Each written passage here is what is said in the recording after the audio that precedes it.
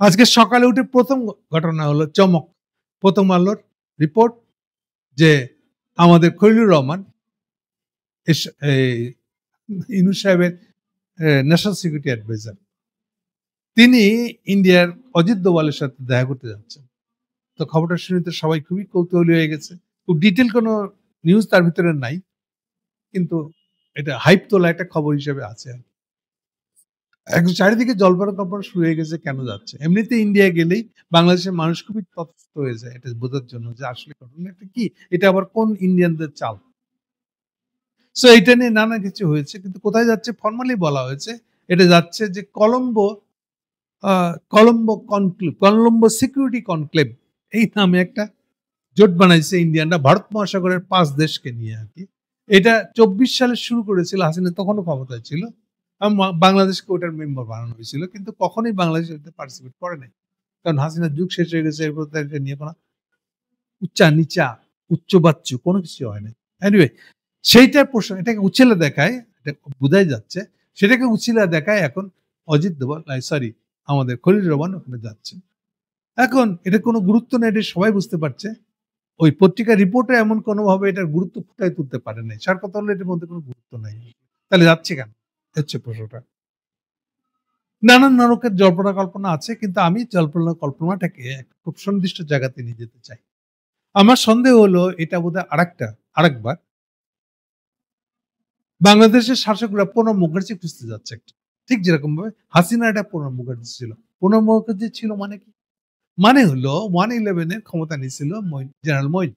General Moin ক্ষমতাটা নেওয়ার পরে ১ম বছর আরামে কাটাইছিল।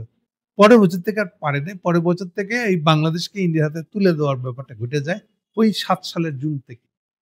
ফলে ৭ সালের জুনের পর থেকে এটা ক্রমশ মঈন তার ক্ষমতা হারাতে থাকে। ক্ষমতাটা চলে যায় আমেরিকানরা যখন ইন্ডিয়া হাতে তুলে দেয়। ফলে প্রণব মুখার্জি হয়ে যায় একটা খুবই ঝান্ডা হাতে নিয়ে থাকা লোক এবং প্রণব মুখার্জি হয়ে যায় নেগোশিয়েটর। এখন আমাদের হাসিনা কন্ডিশন দেয় তখন মঈনকে যে তুমি যদি আমাকে জিতার ব্যবস্থা না করে দাও, আমি যেন ইলেকশনে জিতি তার ব্যবস্থা করতে হবে। ই ম মঈন ৮০ টা সিট আলাদা করে রাখছিল। এটাতে উনি জিতাই দিতে পারেন, হারাই দিতে পারেন এরকম। আর ওই ৮০ টা সিট দিয়ে আসলে হাসিনা এমনি জিতাইছিলেন। কেন? কারণ হাসিনা আমাকে বলছিল যে তুমি তো 111 এ ক্ষমতা দখল করছো। একটা অবৈধ ক্ষমতা দখল।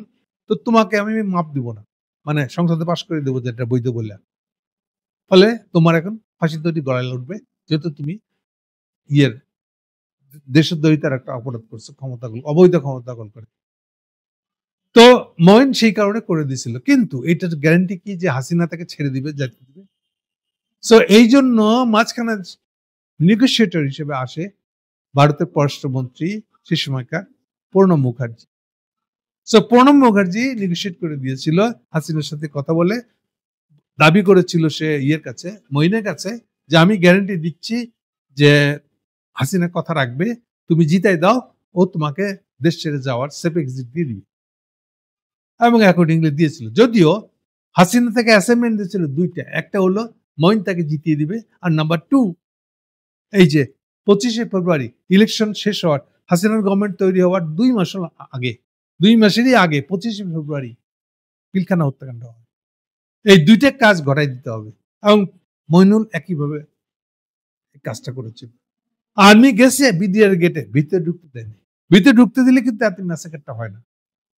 এটি মঈন আটকা রেখে ভিতরে যেতে দেয় নাই এবং আমাদের এই ৫৭ টা আর্মি অফিসার মারা গেছে। চলো এই ২ টা খেদমত করার পরেও আরো ১.৫ মাস পরে মঈন দেশ ছাড়তে পারছে। আর এই সমস্ত কথাগুলো এইবার প্রণব মুখার্জি যখন একটা বই লিখছে মেমোয়ার্স, সেই মেমোয়ার্স বইয়ের মধ্যে এইটার উল্লেখ করে দিচ্ছে। পেটি বুঝতে হলে যা হয় আরকি। এইটা যে একটা গোপন আলোচনা এবং অবৈধ তো এই ধরনের নেগোশিয়েট করতে দেওয়া। কিন্তু এইটা উনি খুব বীরত্বের সাথে লিখে আসছে। তো এখন আমার প্রশ্ন হলো তাহলে এটা কি ইউনূস সাহেব খলিলকে পাঠাচ্ছে?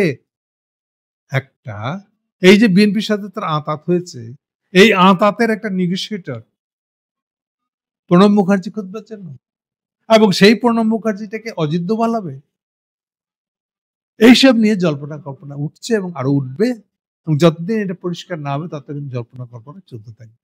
না হলে এরকম খোলে আম ইন্ডিয়ার সাথে ইউনূস সাহেবের সম্পর্ক ভালো হয়ে গেছে ব্যাপারটা এরকম আমরা কেউ জানি না।